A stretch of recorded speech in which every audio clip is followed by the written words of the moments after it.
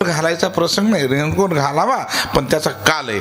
तसं प्रत्येकाचा कालखंड आहे, प्रत्येकाचा काय आहे. तसं गायनामध्ये सुद्धा प्रत्येक राग कशासाठी, गायनासाठीच आहेत ना. ते आमच्याकडे एक जणांना भैरवीच बसवली होती. ते भैरवीचा स्पेशलिस्ट होता. रोज मधातून जायचं ते बाहेर कीर्तनाला आणि त्याच्याकडे भैरवीची यायची. ते एकदा माझ्यासोबत आलं ते कीर्तनाला. पण ते आलं सुरुवातीलाच. आता मग आल्यानंतर लोक म्हणले महाराज गायक आहेत ना. म्हणलं हो. म्हणले चाल. म्हणलं त्यांची चाल मला माहिती, म्हणजे ते भैरवीच म्हणतात हे मला माहिती. म्हणलं आपण कुठलं कशाला बोला येणार. कारण ते म्हणजे चाल देऊ का. म्हणलं द्या ना त्यांना चाल. त्याला हौसन आलं चाल म्हणाय. पण त्याला माहिती रोज आपण कोणती म्हणतो. ते सुरुवातीलाच भैरवी म्हणलं. ते तुमच्या सर काय करत म्हणजे ओ भैरवी कास काय. ते म्हणलं रोज गातो रोज. रोज भैरवी गातोस पण शेवटी गातोस. आज पहिल्यांदा तुझा नंबर आलाय. थोडं भानावर राहण थोडं तरी आता आले का. आणि तुम्ही विद्वान असतात महाराज. सरासरी तुम्ही कोणालाच काही बोलत नाहीत, बरोबर आहे. तुम्ही एक पथ्य पाळलेलं असते. आपल्याला 7 दिवस राहायचं असते आणि आम्ही एक पथ्य पाळले आपल्याला 2 तास राहायचं असते. म्हणून कोणाला काही बोलून काय फायदा नसतो. बेसूर असू द्या बेताला असू द्या त्याला सोबत घेऊन चालावंच लागतं महाराज. उलट त्याला म्हणलं होतं वा वा वा वा वा वा. का आपल्या बापाचं बिघडले का आपल्या. उलट ते चहा पाणी करतोय. हा काय काय बापाच बिघडलं. आणि महाराज चांगलं म्हणे जाऊ महाराज. मी तर तसं म्हणत असतो. हो मी ती एकदा बेसूर माणसाला म्हणलं वा अहो गंधर्वच ते. म्हणलं मी गंधर्व. म्हणलं हो भाऊच गंधर्वाची. काय आपल्या काय बापाचे बिघडलं येणार. कारण फक्त चांगलं बोलायचं असतं. आपल्याला काही देणं घेणं नाही महाराज. तसं आणि बोलणं पाप झालं बाबा आजकाल. लोकाला बोलता येईना महाराज. लोकाला राग यायला. मी एकदा बोललो लोहिया महाराज. चाल म्हणताना एक जणाचा स्वर गेलता. आता मी असला बोललो. म्हणलं माऊली तुमचा स्वर गेला. पण त्यांना जे राग आला. म्हणलं माझा स्वर गेला. माझा तो का गंधर्वाचा मावस भाऊ आहेस का काय. गेला मान्य कर ना. काय एवढं त्याला राग यायला तुझा. पण त्याला राग आला एवढ्या लोकात म्हणल्यामुळे त्यानं टाळ ठेवला आणि गेलं घरी. म्हणलं येणास तर येणास. 20 गाव का 30 गाव जो याला 40 गाव म्हणलं. मग तिकडं धंदा म्हणलं आपलं आमचं काय म्हणलं भिकार म्हणून हातात उलटात नको आमचं काही देणं घेणंच नाही म्हणलं. तू बघ तिकडं धंदा तुला काय करायचं आपला. येणं घरी दे. पण ते कीर्तन झाल्यावर मग कार्यकर्ते म्हणले महाराज तुम्ही त्यांना उगाच स्वर गेला. म्हणलं ताऊ गेलता म्हणून म्हणलो. महाराज त्यांचा स्वर जाऊ द्या पण तुमचं पाकिट त्यांच्याकडे.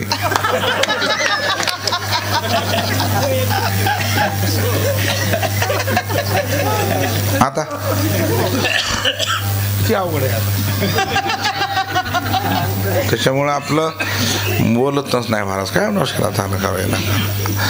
कशामुळे म्हणायलो तुम्ही बोलत नाहीत कोणाला. का बोलत नाहीत. तुमची ती विद्वत्ता आहे. तुमची काय आहे ती विद्वत्ता आहे. तुम्हाला माहिती आहे असं त्या काही विषय गेलेला आहे तो. त्या न्यायानं साधू संत बोलत नाहीत कोणाला महाराज. संत बोलत नाहीत पण ओळखून सोडतात. ते त्यांच्या न बोलण्यामध्येच हे आपण किती आज्ञा नाहीत हे दाखवून देतात महाराज. ते विठाल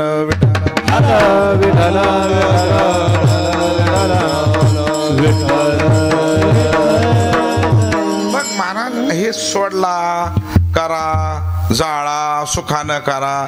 मग आम्ही काय करायचे नेमकं. महाराज म्हणजे अगोदर ऐका. नेमकं संसार तरी कशाला म्हणा ह्याची तरी परिभाषा समजून घ्या अगोदर. संसार म्हणजे काय. कशाला म्हणा संसार.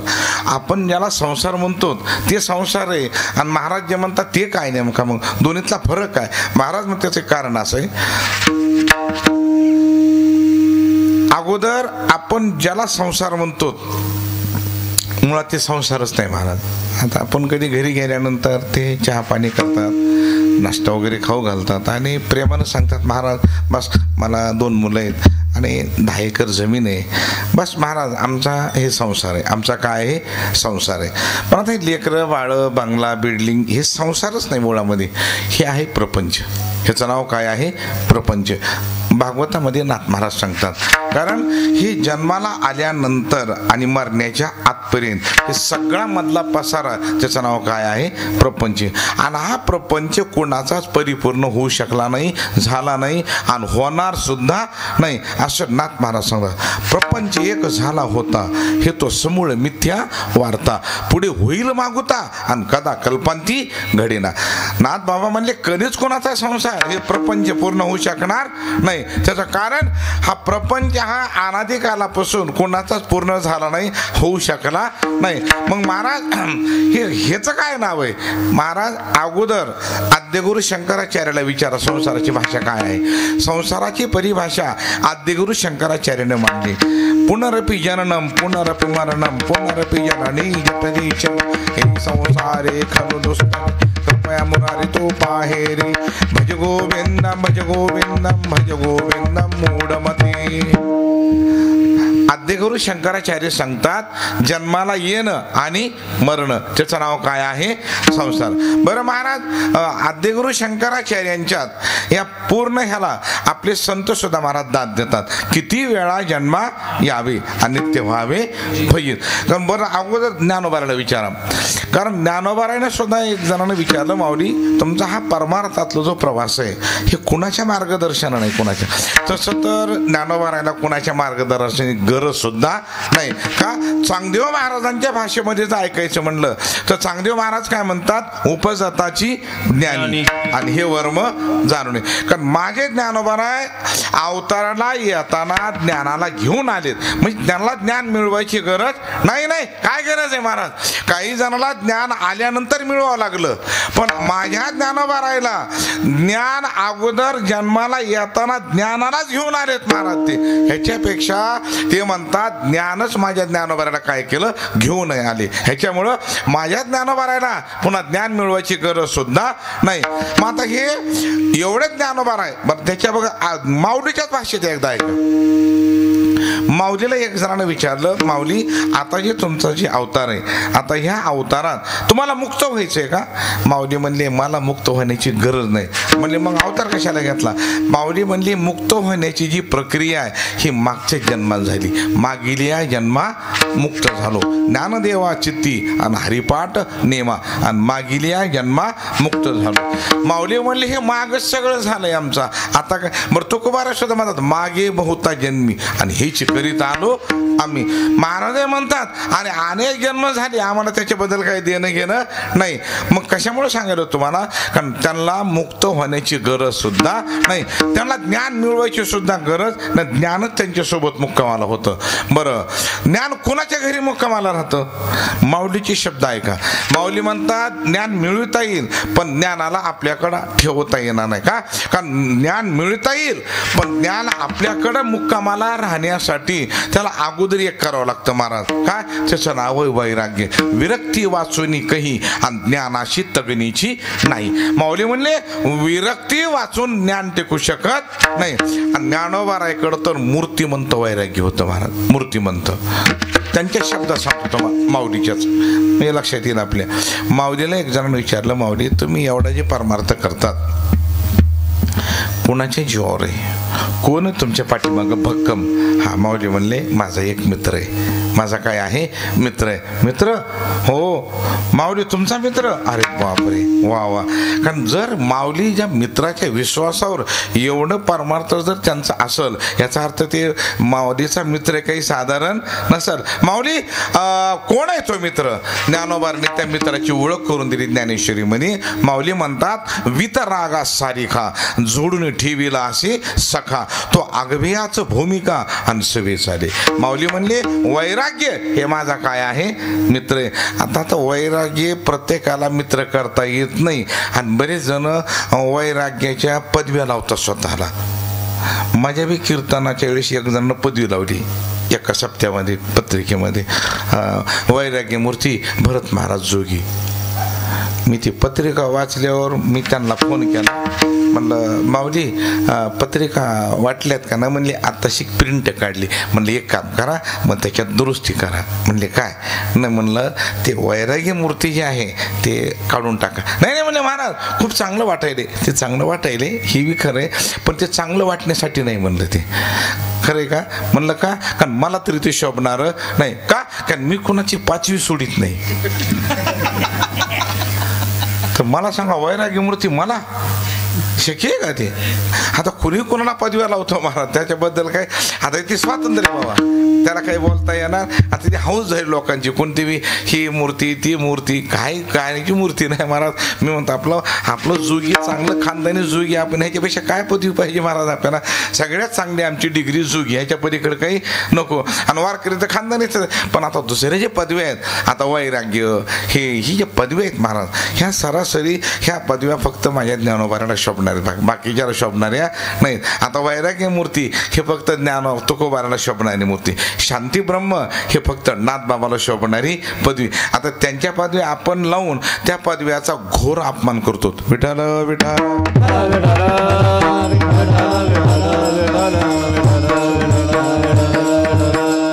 ज्ञानोबाराने सुद्धा सांगितलं मी माझी परमार्थाची वाटचाल करत असताना मी 2 विद्वान महापुरुषाला विचारलं केव्हा बी कोणाकोणाला माऊलीचे शब्द ज्ञानेश्वरी मधले. कारण व्यासांचा मागोवा घेत आणि भाष्यकारा ते वाट पुसत. माऊली म्हणले व्यासांच्या पावलावर पाऊल टाकून चालतो. आणि दुसरी गोष्ट भाष्यकार म्हणजे आद्यगुरु शंकराचार्य. शंकराचार्यांना ज्यावेळेला मला काही प्रसंग येईल त्यावेळेला त्यांना विचारतो. म्हणजे ज्ञानोबारा जर शंकराचार्याने विचारित असेल म्हणजे शंकराचार्य किती श्रेष्ठ आहेत महाराज. आणि त्या शंकराचार्याने सांगितलं की संसार म्हणजे काय जन्माला येणं आणि मरणं त्याचं नाव काय आहे संसार. महाराज आहे ना महाराज म्हणतात असा तर तुम्ही संसार केला बरं महाराज ज्यानं संसार सोडला महाराज म्हणतात त्याची कामं सुद्धा देवाला केली महाराज. बरोबर आहे. बरं कोणाकोणाचे केले काही कामं तर सांगितल्यावर केलेत काही कामं. पण काही कामं न सांगता करी सर्व काम. भक्त समागमे सर्व भावे हरी हा न सांगता करी सर्व काम. काही कामं सांगितल्यानंतर केलेत हा बी एक पुरावा आहे. पण काही कामं न सांगता सुद्धा केली ह्याला सुद्धा बरेच पुरावे आहेत महाराज. सांगितल्यानंतर तसं कबीरदास महाराज म्हणतात अरे कौन कहता है भगवान आते नहीं लेकिन द्रौपदी तरह कोई बुलाते नाही. कारण द्रौपदीसारखं कोणी आपण बोलवित नाहीत म्हणून तो आपल्याकडं येत नाही. त्या न्यायानं बोलवा ते आल्याशिवाय राहणार नाही महाराज. जसं त्या तानसेनजी आणि तानसेनजीचं गायन ऐकण्यासाठी राजा अखंड तयार असायचे. पण राजाला एकदा लहर आली. राजाने सांगितलं म्हणले तानसेनजी तुम्ही एवढं जे गातात तुम्ही ज्यांच्याकडे शिकलात त्या स्वामीजींचं मला एकदा भजन ऐकवा. त्याने म्हणजे स्वामीजी आमचे भजन करतील पण ते असं तुमचं वैभव बघून करणार नाहीत कधी. त्यांना सर्वसामान्य म्हणून गेलं तर ते भजन करतील. मी एक राजा आहे हे असं म्हणल्यावरती ते भजन बी करणार नाही ते. मग कारण का त्या त्यांचा स्वभाव आहे म्हणजे ते. बरं मला आपण एक काम करू म्हणजे आपण साधारण पद्धतीत आहात साधारण पोशाख घाला वैभव सोडून द्या आपण जाऊ आश्रमात. ते बी त्यांच्या मूडवर आहे. भजन कसं असतं मूडवर आहे महाराज. गायकाला मूड लागतो वादकाला सुद्धा मूड लागतो. मूड असला तर आहे महाराज भजन बी. आणि तुमचा जर मूड नसला ना ब्रह्मदेव बी कीर्तनाला नाही म्हणजे मूड गेला पुन्हा बोलणे सुद्धा नाही मग चांगलं गा सगळं गातो आम्ही फक्त मूड येऊ द्या मला अगोदर. मूड आल्यावर सगळं. कारण कसं असतं आता तुम्हाला मूडच असतो महाराज. तुमचा मूड त्यांना मूड आणतो त्यांचा मूड तुम्हाला आणतो. तुमच्या दोघाला आमच्यासारखा जो मूड आणणारा असला तर आणि वक्ता जर बेसुरात भेटला तर किती अवघड आहे महाराज. मग त्याला बी स्वर बी लागाना ते तालात बी सदाना जगत गुरु तो बारा स्वरात म्हणून अगोदर काय स्वरातलं बघ नाही इकडं काय ते आता हे का नाही. स्वर आणि जरा स्वर लागे ना त्यांनी मस्त प्रमाण हो गिरीधारे लालतो भाऊ का हे आम्हालाही पाठ आहे प्रमाण. तू दुसरं काय म्हणजे स्वरात म्हणून नका म्हणले तो का बारा येड्याचा वाजार आपला तसलं नसते ते. अंतिम तुमचा मूड घाल येतात महाराज ते. आणि खरं सांग का बाबा बिसूर लोकांसंग कीर्तन करणं म्हणजे ईडी संघ संसार करणं महाराज ते. नाही अवघड कार्यक्रम नाही. आता नाही ना तुम्हाला तरी काही इलाज नसतो ना काय एका तसं भेटल्यावर काय करणार तुम्ही ते. त्याला जे विठ्ठल बी म्हणता येत नाही आणि त्याच्या 2 तास काढायचं म्हणल्यानंतर जवळपास एक तप केल्यासारखं 12 वर्षाचं महाराज काय काय कीर्तन झाल्यावर काय तुम्हाला मोकळं वाटतं असेल बा सुटलो रे बाबा ह्याच्या तावडीत विठारा विठारा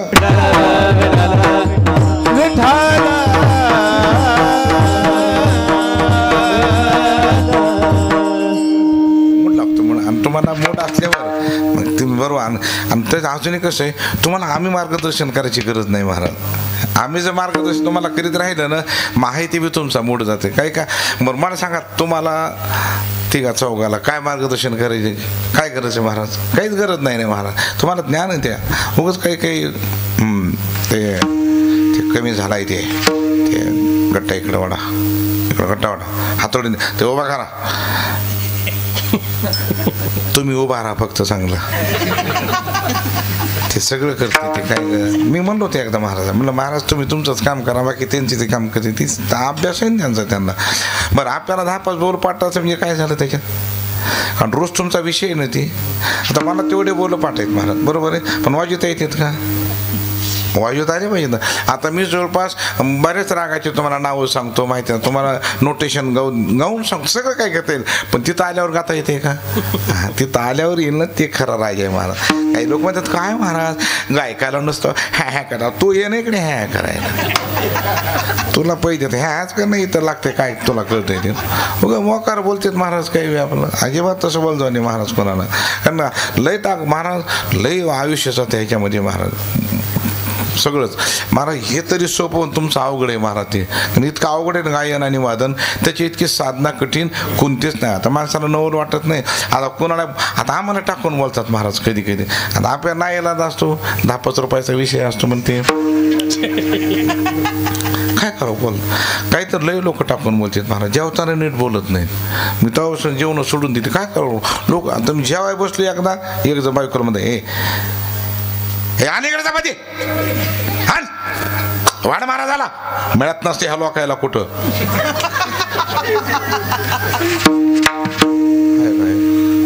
जीव वाटेल का तुम्ही सांगा बरं? आता जीव वाटेल का? असे टाकून बोलतात महाराज. एक जणांना जीव घातला आणि पुढे बसले, सोप्यावर बसलोत मी, त्यानं जीव वाटले बरं का. आणि ते पुन्हा तेच आले राम राम. म्हणलं राम राम. जेवण झालं ना? म्हणलं आता त्यानंच वाटलं होतं. म्हणलं हो. पोटभर जेवलात का? म्हणलं हो. स्वयंपाक कसं काय होता? म्हणलं सुंदर होता. घरी पण असतंय का असं?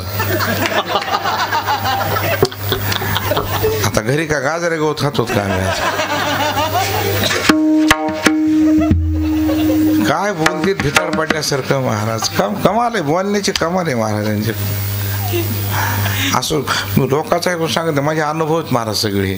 असं एवढं टाकून बोलतात, त्याच्यामुळे मी बोलतच नाही बाबा काही कोणाला. कानडा कडा धावलाय कधीच ते कधी ह्यांना सुद्धा म्हणत नाही विको वाढवा काही नको, विको नको, पिको नको, काय नको, आपलं आहे ते व्यवस्थित करू द्या. कारण आपण त्यांना काय वाढावं म्हणलं ते उलट बिघडून ठेवतात महाराज. मग आणि त्यांच्या मनावर सोडलं ना मग नंबर 1 करते. त्यांना म्हणलं का नाही माऊली फक्त एकदम चांगलं करा म्हणून नंबर 1 करतात मला. आणि त्यांना आपण शहाणपणा शिकलं का नाही ते विको ते म्हणते ये मग 2 मिनिटं थांब जरा थोडं. ते सगळं बटणं इकडे इकडं करो करो बोला पुंडे ते उपयोग काय. एक जरा तुम्हाला ते म्हटलं महाराज तुम्ही छान लावा ते काय हे मला कुठे न बसा म्हणलं. मग एक तर आपल्याला कळत नाही, मध्ये मध्ये केल्याशिवाय राहत नाहीत. विठार विठार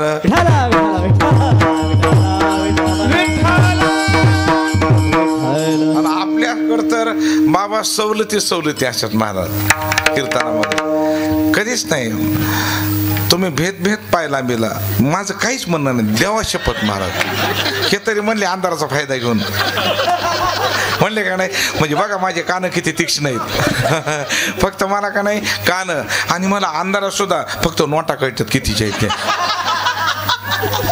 म्हणजे ते अभ्यास झाला दुसरं काही नाही. खरं सांग बरं मला सांगा काऊन बेजार काय आजकाल परत. आता मला सुद्धा मी मनक्यातून गेलोय महाराज बरोबर आहे. मनक्यात घ्या 3 ठिकाणी त्या गाद्या. आता कुठून गाद्या असतात मला तर 3 गाद्या गेल्यात म्हणते तुमच्या. मी म्हणलं इकडे गादी टाको काढून एखादी. काय नवीन तेव्हा ती काठी आली हातामध्ये. आता काय करायचं आता मग त्याला असा खेळ येते. त्याचं कारण काय सांगतो तुम्हाला. प्रत्येकाला त्रास आहे शरीराचा. कुणाला गुडघ्याचा त्रास आहे, कुणाला कमराचा त्रास आहे. मग एखाद्या पायाला मिळालं तर काय बिघडलं आपलं. काय काय महाराज मांडे घाला अरे पायला मग काय बिघडलं पायला मांडे घाला नाही तर नाही घालती मांडे घालून. मी तर म्हणतो सोरं ठेवा का जेवण झालंय चांगलं, झोपा. काय झालं एवढं, काय एवढी काय बेजाराची आहे ना, कारण झोपू द्या, काय फरक पडत नाही मला. आणि उलट मला झोपणाऱ्या माणसाला रामायण सांगायचं लई नाद आहे. भावावर तर आम्ही सांगायचो महाराज. ते पहिले तुमच्यासारखे गायक होते विद्वान मस्त वाचणार असल्यामुळे मला मजा यायची सांगायला. पण आता वाचणार नीट राहिल्यामुळं, आणि ते पहिले वाचक असायचे. श्री गणेशाय नमः सावधायिका रामायण चारी मुक्ती शरण हरित नित्य नाम स्मरण ब्रह्म परिपूर्ण स्वय होती. असं स्वरात वाचल्यावर आणि आमच्या रामायणाला सगळी डायनामा गेलेली, बॅटरी उतरलेली, 70च्या पुढले सगळे. चला रामायणाला या या या या या या बसा बसा बसा. ती यायची ती भिताडाची कवली धरून अशी, आणि असं स्वरात वाचल्यावर स्वरात गेले मुक्कामाला, पोचले बिचारे आपले. आम्ही आपला गळा पाठवतो, सर प्रभू रामचंद्र भगवान तुला काय सांगायचं ते सांग. ह्यांना काही दिन घेणं त्याच्यावर, आणि आम्ही ह्यांच्याकडे बघणार ती शेवटच्या ओवीला. मग एका जनार्दना शरण पुढे रम्य रामायण. हे सगळे झोपलेले गिराईक. मी एक जण म्हणलं बाबा, म्हणलं उठा, कशाला? म्हणलं आरती आहे. कोणाची? म्हणलं माझी. फिरवा माय भाऊती आरती आता म्हणलं. आता आणि आरती झाल्यावर ते म्हणले महाराज लवकर रामायण संपलं, रात्रभर बसतो मड्याला राखणी. आता दुसरा धंदाच नाही काय आता मला काही. पण माझ्याकडे काही बंधन नाही, ह्याच्यामुळे सांगायचं तुम्हाला. बेंदा बस वाटलं बसा झोपा, काय माझ्याकडून मी टाळ्या सुद्धा वाजवा म्हणत नाही बाबा. म्हणून एक जण माझा अपमान केला. मी म्हणलं टाळ्या वाजवा, ते म्हणला तुम्ही पैसे घेतात तुम्ही वाजवा. कुठं डोसक्याला ताण करे ना का, जाऊ दे मला डोक्याला खरा केला, बोलणं सोडून दिलं. मग काहीच माझं काही म्हणणं नाही महाराज. विठाला विठाला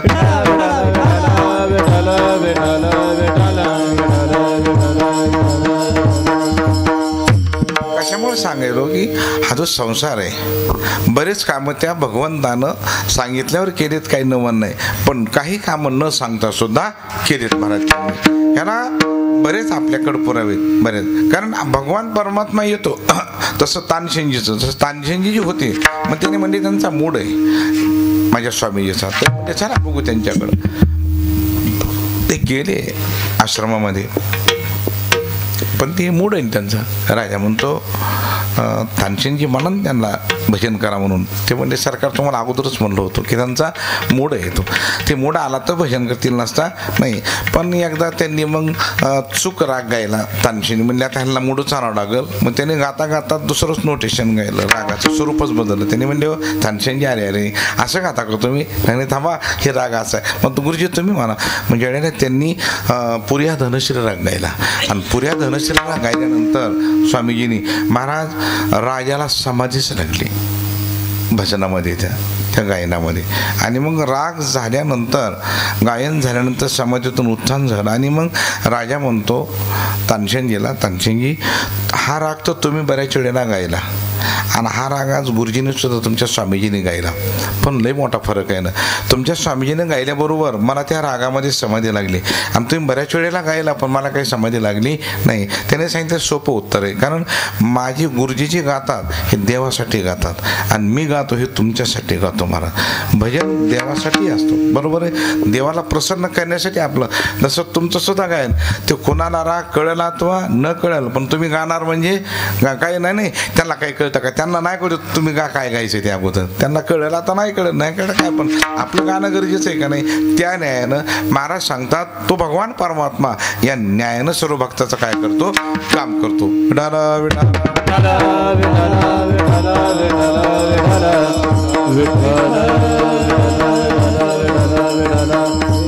बऱ्याच जणांचे कामं केली, बऱ्याच जणांचे महाराज. असं अनेक आपल्याकडं चरित्र आहेत का. कारण बऱ्याच संतांनी फक्त त्यांची सेवा केली देवाची, मागितलं काही नाही. आणि खरंच महाराज वैष्णव तुकोबाराय संत हे कधीच देवाला काही मागत नाहीत. अहो देव मागा म्हणल्यानंतर सुद्धा मागत नाहीत महाराज. काय तक बाणीदारपणा आहे तुकोबारायचा. किती तुकोबारायच्या माग देव महाराज मागा मागा काहीतरी मागा. महाराज म्हणजे काय मागायची गरज म्हणजे मला काही कमीच नाही तर. आणि खरंच महाराज काय तुकोबाराय बाणीदारपणा महाराज इतका जगाचा मालक त्यांच्या माग तरी त्यांनी मागितलं नाही. आणि जर आपल्याकडं तसा देव आला तर म्हणूनच येत नाही ते. आपण त्याला थोडे ढिल्ल सोडणार नाहीत महाराज. असं आता पाऊस पडा नाही गेलं की त्याला देवा पाऊस का पडा नाही गेली.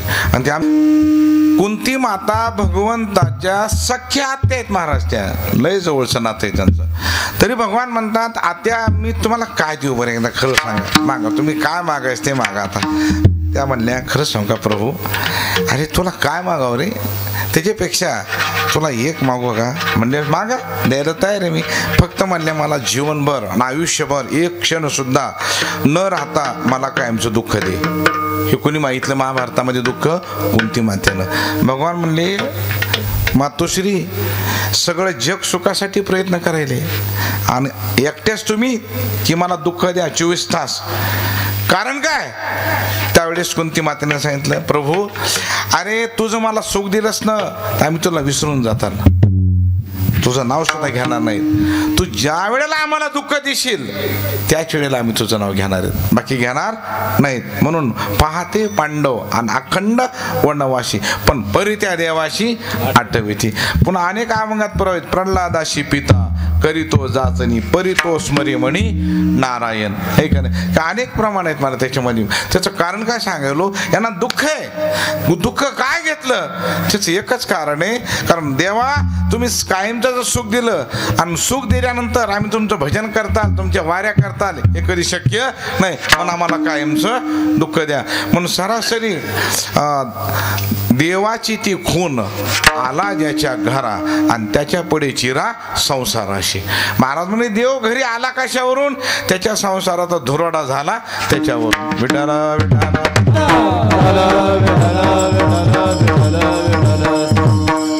देव भक्ताला गी करुणी दी संसार. देव भक्ताला संसार करूच देत नाही महाराज. कारण का हे जर संसारात रमले तर वारीत काय आनंद आहे महाराज. म्हणून त्याच्या संसारामध्ये काय करतो तर कायमचं दुःख देतो. आणि आपण असे येतं की त्याची वारी करतो कशामुळं आम्हाला सुख मिळावं म्हणून. सुखा वारी केल्यानं सुख तर मिळूच शकणार नाही मिळू शकत नाही असं माझं मत नाही. कारण वारी त्याच्यामुळे ह्याच्यातलं दुःख विसरण्यामुळं. विठाल विठाल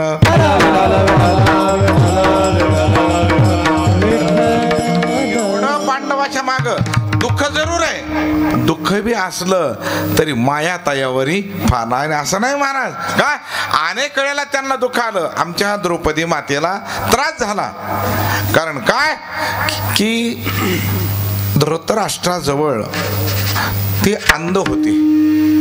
चर्मचक्षुनही अंध आणि ज्ञानचक्षुनही अंध. आतून आंधळे आणि बाहेरून सुद्धा. आणि त्यांच्याजवळ एक 4 जणांची सोसायटी होती 4 जणांची. धृतराष्ट्राला त्यांनी खरं कधी कळू दिलं नाही. त्याचं गोंडच नाव आहे महाभारतामध्ये चांडाळ चौकडी. ते चांडाळ चौकडी धृतराष्ट्राजवळ पहिल्या क्रमांकाचे दुर्योधन, दुसऱ्या क्रमांकाचे दुःशासन, तिसऱ्या क्रमांकाचे कर्ण आणि चौथ्या क्रमांकाचे शकुनी. आता ते काय त्याला शकुनी म्हणतात मलाच कारण जेव्हा ते आलं का नाही खरं आप शकुनीच आहे महाराज ते पण त्याला शकुनी म्हणतात महाराज. कमाल आहे आता. आणि त्यानं एवढं धुराडा करून टाकला सगळ्या कुटुंबाचा फक्त एकट्या शकुनीनं महाराज. मग आता ह्या चांडाळ चौकडीनं धृतराष्ट्राला सत्यापासून वंचित ठेवलं कळू दिलं नाही. परिणामी असा झाला की द्यूत खेळण्यापर्यंत मजली गेली आणि द्रौपदी मातेला पणाला लावण्यात आलं त्यावेळेला. आणि लावल्यानंतर योगायोगाने तो डाव ती जिंकले आणि जिंकल्यानंतर मात्र त्यावेळेला त्या दाशी झाल्या. आणि मग त्यावेळेला दुःशासनाला सांगितलं आता द्रौपदी काय आहे दाशी आता त्यांना आणा. वस्त्र धरून आणलं महाराज.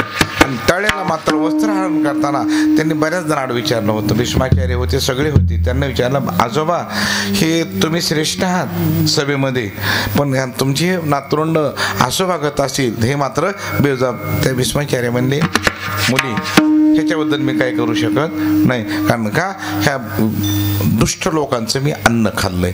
पण कोणाचं बी अन्न खाऊ नये महाराज, आयुष्यभर मान खाली घालायची वेळ येते महाराज. विठाला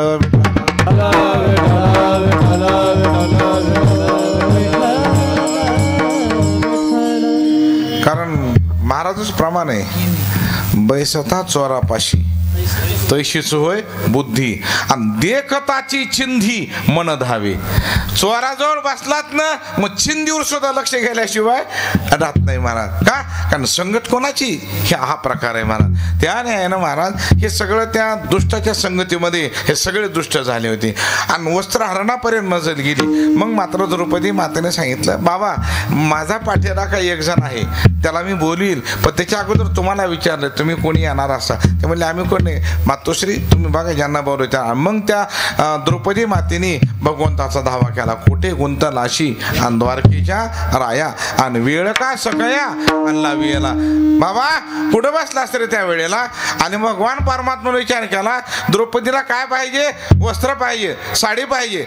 मग आता वस्त्र किती घ्यायचे, कोणत्या रंगाचे घ्यायचे, किती असावेत, हे काही त्यांनी नमूद केलेलं नाही. देव म्हणले आता वस्त्र नेण्यापेक्षा वस्त्र होणं परवडलं महाराज. मग त्यावेळेस महाराज कौरवे पांचाळी सभे माझी हरी, कौरवे पांचाळी सभे माझी आणली, कौरवे पांचाळी सभे माझी आणली, कौरवे पांचाळी सभे माझी आणली.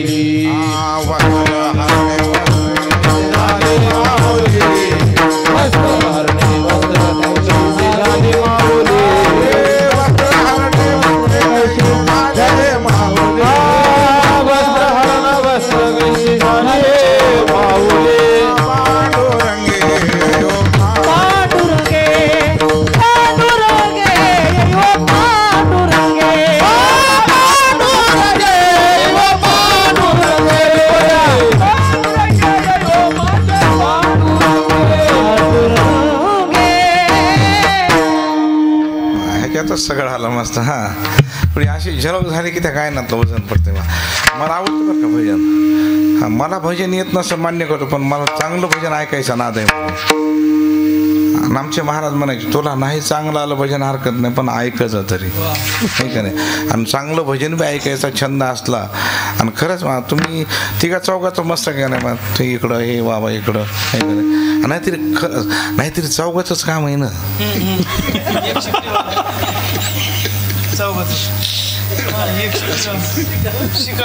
लोक काय म्हणतात तो चार चौक काय होणार. अरे चार काय होत नाही महाराज, चौघ सुद्धा चांगले आहेत महाराज. पण ती भजनी किती असावी त्याच्यापेक्षा ते कशी असावीत ह्याला म्हणतोय. नाही एकदा का ना लाईनच आहे बघा, जवळपास 50 ते 60 जणांचे. नाही मी तो आरबळलो म्हणजे महाराज भजनीला जोरात आहेत म्हणून आनंद आहे. एक नाही स्वरात, नुसते जोरात. भलत रूपावळी सुद्धा विचित्रच रूप पाहता लोचने,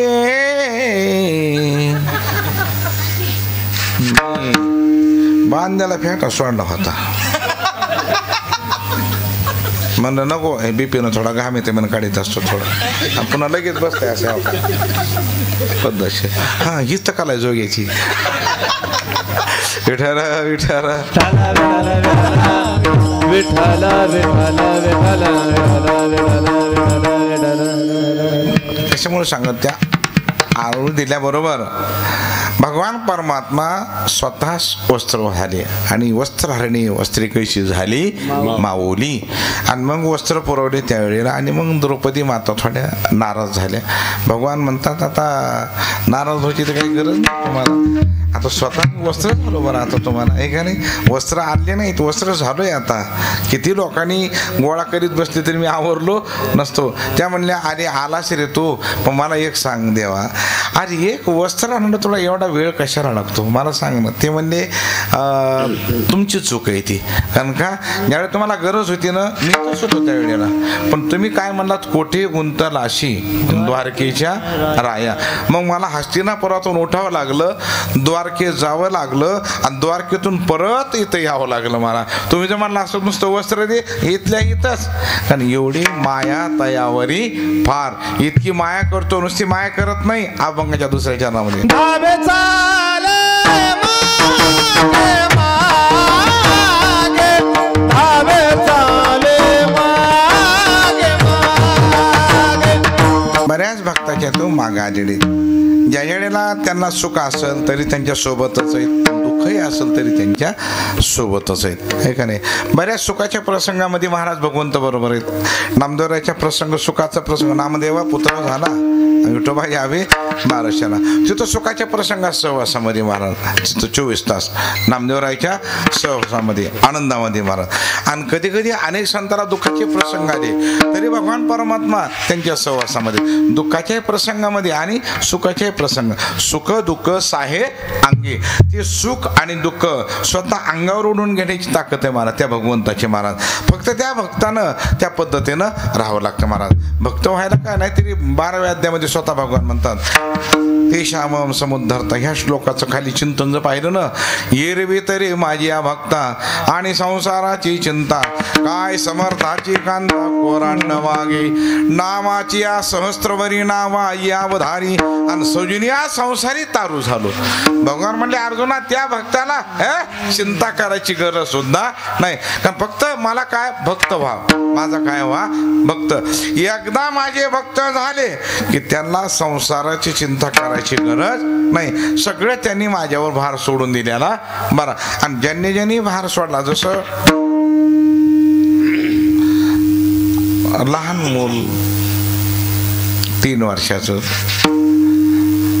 आई बाजारला निघाली, आईच्याच मागं लागला. आई म्हणली बाळा तू थांब घरीच, तुला खाण्यासाठी बर्फी शेव चिवडा भरपूर आणते, तू इथंच थांब बरं का.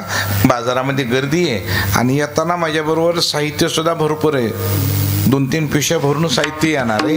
आणि मग तू काही चलणार नाहीस, तो तुला मी कडेवर घेणार नाही. आता तू थोडा चलशील पण पुन्हा मात्र हात असे करशील, आणि मग मला तेवढ्या पिशव्या घेत आल्यानंतर तुला कडेवर घेणं सोपं जाणार नाही. तू एक काम कर बाळा, तू घरीच बस, काय अडचण नाही. तुला खायला म्हणतील त्यांनी, पण ते म्हणलं आई खरं सांग का मी चलतो म्हणजे चलतो. आई म्हणली ह्या बाब तू चलतो म्हणायला साधता, पण पुन्हा येताना चालायचं नाहीस, तुला तिथंच सोडेल. ते मला तिथं सोड, तिथे काय अडचण नाही, तिथं सोड. कारण त्याला माहिती आहे आपला आईनं पूर्ण बैनामा करून घेतलेला, ती कुठं सोडणार हे लेकराला माहीत असते. मग त्याच्याबद्दल काय काळजी करायची गरज सुद्धा नाही. आणि खरंच आई म्हणजे आईच असते महाराज, आई म्हणजे आईच असते. आईमध्ये वडिलांमध्ये नाही फरक आहे महाराज. ज्याला आई गेली त्यालाच कळत आई काय तत्व आहे ते महाराज. कारण आईसारखं प्रेम जगाच्या पाठीवर कुणी सुद्धा करू शकत. आईच बरीच नाही महाराज, कुणी बी असं द्यावं आईसारखं नाही. आईनंच प्रेम करावं महाराज. तिच्यापेक्षा चांगलं बाई खाऊ घालेलं आपली घरात, ती विषय वेगळा, पण प्रेम मात्र आईनंच. आईसारखं प्रेम नाही. बघा तुम्ही सहज हात गालावून बी हात फिरवू द्या आईनं, काय हातात ताकद आहे महाराज, नाही का नाही. आपल्या घरावर हात कोणी फिरवाव, आईनंच. वडील बी हात फिरवतात, पण वडिलाचा हात म्हणजे JCB फिरल्यासारखा असतो महाराज. आईचा हात म्हणजे आईचाच असतो. ते म्हणतो आई मी चलतो ना, मी तुला हो म्हणलं ना चलतो, मग चलतो म्हणजे चल. ह्या बघ पुन्हा जर येताना काही म्हणलास कडेवर घे, तिथंच बाजारात ठेवून देईल. बाई बाजारात ठेवू तिथे काय, पण चलतो म्हणून तुला मी. बरं चल बाळा. आता जाताना चाललं पण येताना बाजारामध्ये बेजार झालं ना ती, आणि तू इकडं बाजार पुन्हा पिशवी भरपूर झाल्या महाराज. आता आई म्हणली चल बाळा. त्यानं लगेच आई ते म्हणजे मूड द्या, तुला सांगू लागले का नाही मी तुला घेणार नाही कडेला, नाही मला कडेला घ्या, नाही घेणार इथंच बसतो म्हणला. मला काय त्याला, मग तिथंच बसलं. त्याला माहिती हे आपल्या 1-2 सुद्धा पावलं सोडून जाणार नाही, कारण का आपल्याला सोडूच शकत नाही मला ती. पण 1-2 पावलं त्याला 2-4 शिव्या दिल्या, पण आई निघाली पुढं. पण विचार केला नाही ह्याला मात्र कडेला घेतल्याशिवाय पर्याय. राग घेईल, आदळील सुद्धा, त्याची बी अडचण नाही, पण कडवर घेणार म्हणजे बस मूड द्या बस. ते म्हणला आदळ पण कडवर घे.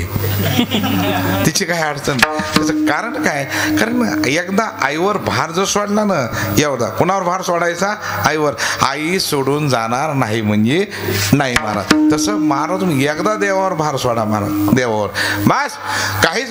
कारण तो आपल्या माग सुखात बी आणि धावे चाले मागे मागे, सुख दुःख साहे अंगे. बरं महाराज, एवढा तो आमच्या मागे येईल, मग एवढं आमच्या माग सतत यावा याच्यासाठी आम्ही सतत काय करावं लागेल. अभंगाच्या तिसऱ्याच्या याने घ्यावे घ्यावे नाम, याने घ्यावे नाम, याने घ्यावे नाम, याने याने